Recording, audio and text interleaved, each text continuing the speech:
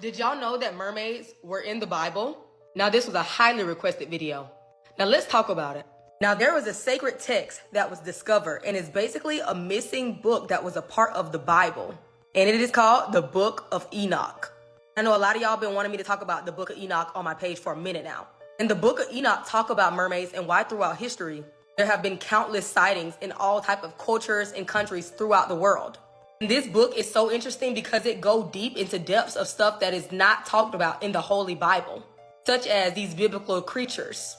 Now, the Book of Enoch discusses this group of mysterious beings. And these beings are what led up to the creation of what we call mermaids and sirens now.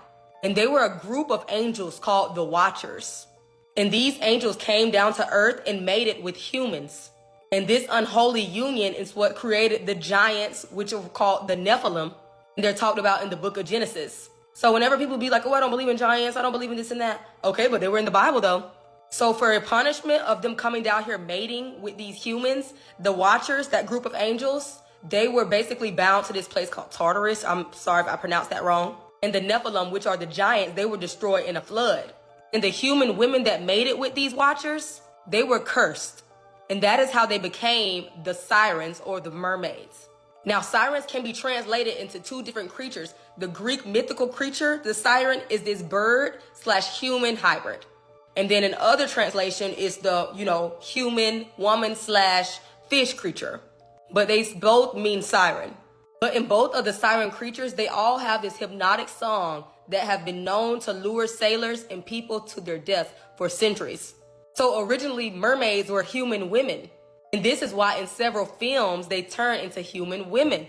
So although they can't necessarily turn back into women in real life, that is why on movies, whenever they're out of the water, they turn back to their natural state. When they get back in the water, they turn back into a fish because they are cursed. But in this Bible, it mentioned how in the new earth, there won't be any oceans because God viewed the ocean as something unholy.